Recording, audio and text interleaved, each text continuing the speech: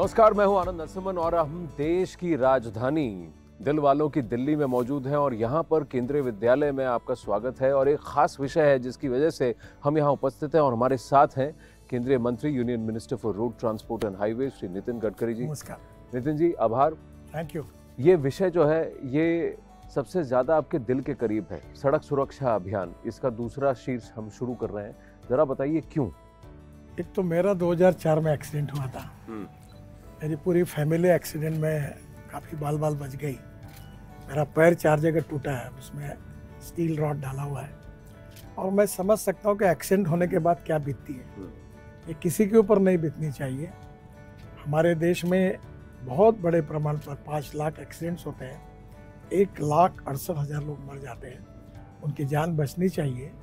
इसी भाव से मैं 10 साल से इसमें काम कर रहा हूँ और हमें सब जगह अच्छा सफलता मिली है। इसमें अभी जितनी मिलनी चाहिए उतनी नहीं मिल पाई। चलिए, let's start walk towards the interaction. कुछ खास बच्चे हैं।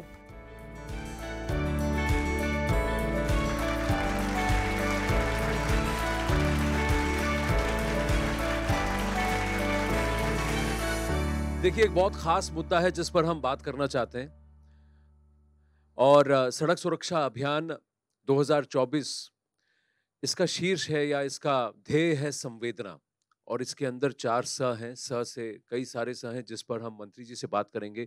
उनका तो मैं आपको तारुफ करा दूं, somebody जिनके लिए देश में हर कोई एक जगह से जुड़ जाए, कनेक्टिविटी इनका ध्येय है। And that's what he's been doing. Please, a big round of applause for the Union Minister for Road Transport and Highways, Shri Nitin Gadkari जी।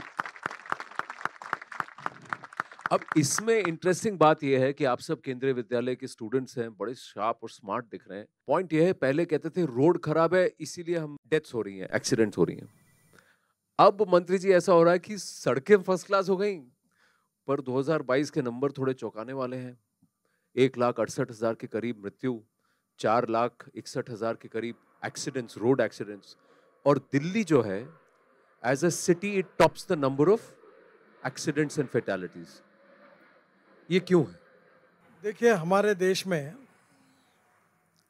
अभी एक ये बात सच है कि एक्सीडेंट में बढ़ोतरी हुई है। हर साल 5 लाख एक्सीडेंट होते हैं। जो 1.5 लाख मौतें थी अब 1,68,000 हुई है और करीब 3 लाख लोगों के हाथ पैर टूट जाते हैं। कोई दंगे में, कोई लड़ाई में, कोई कोविड में जितने नहीं मरते उतने एक्सीडेंट में मरते हैं।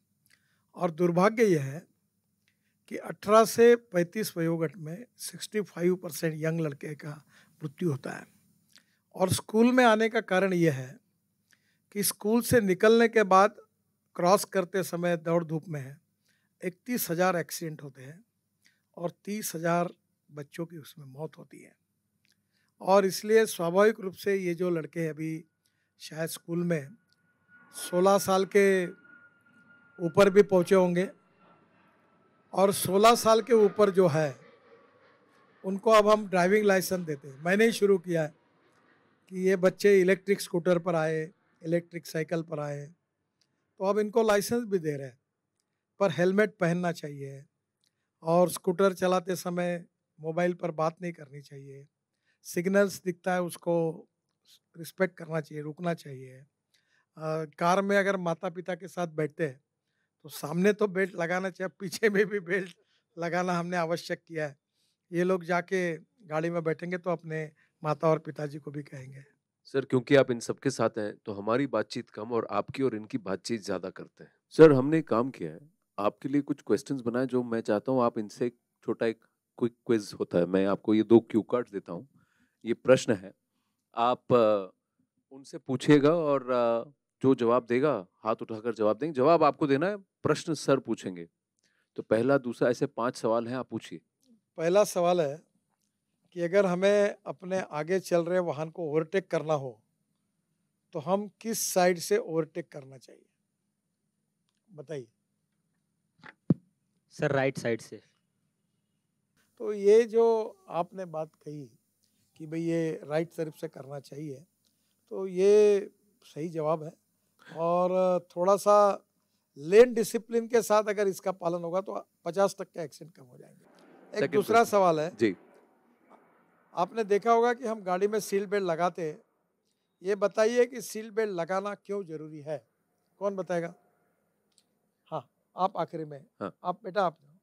कि जब हम सीट बेल्ट लगाते हैं तो हमारे एक्सीडेंट के चांसेस 90% कम हो जाते हैं। मतलब बेसिकली मेन रीज़न यही होता है कि सीट बेल्ट लगाने से हमारी जान बहुत बच जाती है एज़ कंपैरिजन अगर हम लोग लापरवाही से सीट बेल्ट ना लगाए तो। ये आप हवाई जहाज में बैठे हैं सब लोग, जब ऊपर में काफ़ी क्लाइमेट बदल जाता है और हवाई जहाज हलता है, तो कभी कभी आप अगर सीट बेल्ट नहीं लगाते आप एकदम ऐसे गिर जाते हैं, पर सीट बेल्ट लगाने से आप स्टडी रहते हैं। तो यही प्रिंसिपल है कि गाड़ियों में कभी ब्रेक जोर से मारा तो सामने जाके आपका डैश होने की संभावना है। एक तीसरा सवाल है, हाँ जी। आपने देखा होगा कि सभी तरह के वाहनों में इंडिकेटर्स लगे होते हैं। कितने बच्चों ने देखे हैं और इस इंडिकेटर्स की ज़रूरत क्यों होती है? मैंने सर ये इंडिकेटर्स देखे हैं, आजकल हर गाड़ी में होते हैं सर। इनकी ज़रूरत बहुत ज़्यादा इसीलिए है आजकल सर, ताकि जो रोड एक्सीडेंट्स हों वो बच सके। पीछे वाली गाड़ी, साइड वाली गाड़ी, उन्हें एक इंडिकेशन मिल सके कि ये गाड़ी किस मोड़ पे टर्न लेगी, वह वहाँ मुड़ सकें। और अन्य जो व्हीकल होते हैं वह अपना रास्ता उसी हिसाब से चुन सकें। देखो, धीरे धीरे जो लोग कानून के प्रति सम्मान रखेंगे और पालन करेंगे तो धीरे धीरे लोगों का बिहेवियर बदल जाएगा और समाज ऐसे ही बदलता है। एक अगला सवाल है, अगर सड़क पर आपके पीछे से कोई इमरजेंसी व्हीकल सायरन बजाते हुए आ रहा हो तो पुलिस की गाड़ी, फायर ब्रिगेड या एम्बुलेंस की, उस समय आपने उसको क्या करना चाहिए? अगर ऐसे कोई इमरजेंसी में हमारे पीछे एम्बुलेंस या फिर पुलिस होती है तो हमें फिर साइड देना चाहिए ताकि वो लोग जल्दी से आगे जा सके।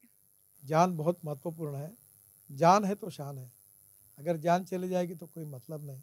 तो आप लोगों को बदलने का भी काम करिए और खुद नियमों का पालन करिए। आप जैसी जनरेशन अगर ये करेगी तो धीरे धीरे मुझे लगता है हमारे देश में एक्सीडेंट की संख्या एकदम कम हो जाएगी। मेरा नाम मानव राज है। आप देश के road transport and highway minister हैं और आपने बहुत सारे काम किए हैं। इन सारे कामों में आपके सामने एक सबसे बड़ी कठिनाई क्या आई? मैंने कभी बहुत ज़्यादा सोचा नहीं। मेरा एक स्लोगन है मेरा ऑफिस में, I like people who can get the things done. और दूसरी एक बात मैं जीवन में याद रखता हूँ कि there are some people who convert problems into opportunities and there are some people who convert opportunities into the problems. तो मैं ये कैसा हुआ, क्या हुआ, ये कैसे नहीं होता, बहुत ज्ञानी लोग रहते हैं समाज में, नहीं देश में नहीं और सरकार में भी होते हैं, ये कैसे नहीं होता। मैं बोलता ये कैसे नहीं होता इसका ज्ञान मत दो, ये होना है ये बताओ। I like people who can get the things done. तो मैं एक बात, आप कभी मुंबई गए होंगे तो एक मुंबई से पूना मैंने हाईवे बनाया और एक मुंबई में एक समुंदर में ब्रिज बनाया, वर्ली बांद्रा। तब मैं 95 में था और 55 फ्लाईओवर्स बनाए। तो मेरे पास पैसे नहीं थे, कुछ नहीं था। तो एक पत्रकार ने पूछा आपके पास पैसे कितने? मतलब 5 करोड़। कितने दिन में बनाओगे? मतलब 2 साल में। बोला प्रोजेक्ट 3600 करोड़, नहीं उस आज के 40,000 करोड़। पैसे नहीं, कुछ नहीं, तुम कुछ भी बोल रहे हो, क्या है तुम्हारे पास? तो मैंने एक नेचुरल जवाब दिया था, if there is a will there is a way, and if there is no will there is only survey, discussion, seminar, committee, sub committee and research group. तो लाइफ में वो वनडे क्रिकेट जैसा खेलो, test cricket जैसा नहीं। एक आधे बार cross bat आई तो भी चलता है, मारो छक्का नहीं तो चौका, नहीं तो आउट होके घर जाओ, समय मत खराब करो। तो ये फिलोसॉफी पर मैं विश्वास रखता हूँ। प्रॉब्लम्स आते हैं, उसको सॉल्व करने की कोशिश करने हो जाते हैं, प्रॉब्लम्स को देखकर रोना नहीं चाहिए। अगला प्रश्न है शिवांश। शिवांश, सर मेरा प्रश्न था कि अगर हमारे सामने कोई एक्सीडेंट हो जाए तो उस समय हमें क्या करना चाहिए? तुरंत रुककर उसकी मदद करनी चाहिए। वहाँ से इमरजेंसी का जो फ़ोन होता है, आजकल हमारी एम्बुलेंसेस आती है, वो नंबर पर आपको मालूम है कि दिल्ली में कौन सा नंबर है, या उसको तुरंत फ़ोन करना चाहिए और उनको बचाने की कोशिश करनी चाहिए। ये सोचिए, अगर ऐसा वक्त अगर मेरे साथ हुआ, कभी कभी ऐसा होता है, एक्सीडेंट होता है, वो आदमी पड़ा हुआ रहता है, 2-3-4 घंटे उसको कोई उठाता नहीं और मर जाता है। आज जो उसके साथ हुआ वो और किसी के साथ हो सकता है। तो हम तुरंत रुककर उसको मदद करें। ये बात ज़रूर आप लोगों ने करनी चाहिए, यही मेरे आपसे रिक्वेस्ट है। नमस्ते सर, मेरा नाम रोशनी है।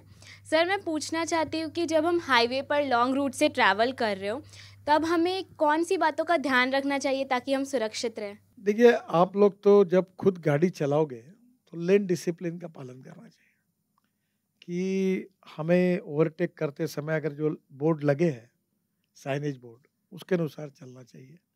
कहीं रुकना है, क्रॉसिंग करना है, ये भी देखना चाहिए।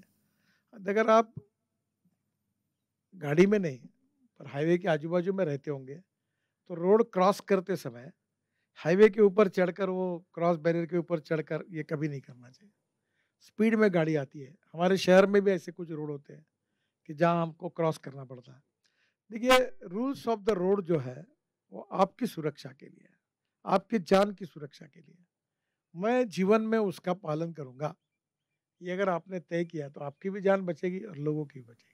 मेरा नाम मनस्वी है और मैं आपसे ये पूछना चाहूँगी कि जैसे स्कूल्स होते हैं और बाकी एजुकेशनल इंस्टीट्यूशंस होते हैं, तो वो रोड पर सेफ्टी बढ़ाने के लिए क्या-क्या कर सकते हैं? क्या-क्या मेजर्स कदम उठा सकते हैं? तो मुझे लगता है हर स्कूल के पास हम ये करें। अभी जैसे मैं आपको बताता हूँ, हमारे यहाँ फुट ओवर ब्रिजेस होते हैं, तो मैं 10 साल से बोल बोल के हैरान हुआ। वो जीना बनाते ऐसा, कोई वो रोड क्रॉस करने के लिए वो उसके ऊपर कूदी मार के, महिला, युवक, सब बूढ़े बाड़े सब ऊपर से कूद के उधर जाते हैं, वो ब्रिज नहीं चढ़ते हैं। तब मैंने उनको कहा कि ऐसा मत करिए, अब ऐसा करिए कि स्लोप बनाकर स्कूटर, साइकिल चलाकर ऊपर तक जाए और उधर एक लिफ्ट लगाइए 6 लोगों की, ताकि दिव्यांग हो गए और लिफ्ट से ऊपर जाइए, जिसको नहीं चढ़ना वो वैसे जाएगा। तो लोगों का ये जो क्रॉसिंग करने की बात होती है, अब मैंने उनको कहा कि हमारे देश में लोगों ऐसी स्वभाव के हैं, अब ये समझते हुए रोड के बीच में जो हमारे बैरियर्स हैं वो इतने ऊपर करिए कि ओलंपिक स्टैंडर्ड के प्लेयर भी कूदने की कोशिश करेंगे तो भी नहीं होना चाहिए, तब वो लोग रुकेंगे। मैं आपको आपके इस कार्यक्रम में आह्वान करूंगा जी कि जो बड़ी बड़ी स्कूल है ऐसी, तो आप आरटीओ को बुलाकर अपने स्कूल में कैंप करिए और 16 साल के बच्चों को और स्कूल में उनकी एग्ज़ाम लेकर फिर उनको आप लाइसेंस दिलाने का कार्यक्रम करिए। मैंने बहुत आरटीओ को हमारे महाराष्ट्र की जगह सुझाया है कि आप कैंप करो। अब आरटीओ ये करने लगे हैं। Road accident is related with the human behaviour. Human behaviour जब तक बदलेगा नहीं तब तक रोड एक्सीडेंट कम नहीं होगा, और ये बदलने में ये भविष्य के नागरिक हैं। दूसरी बात, ये अपने माँ बाप को, भाई बहन को टोक सकते हैं, ऐसा मत करो। जब छोटा आदमी बताएगा कि ऐसा मत करो तो उसका परिणाम होगा। तो जोरदार तालियां हो जाए नितिन गडकरी जी के लिए। Thank you. आपका बहुत बहुत आभार, थैंक यू सो मच। कई सारी इंपॉर्टेंट बातें बताई हैं आपने। मैं आपको सबको आपके उज्जवल भविष्य के लिए बहुत बहुत शुभकामनाएं देता हूँ। God bless you. Thank you very much.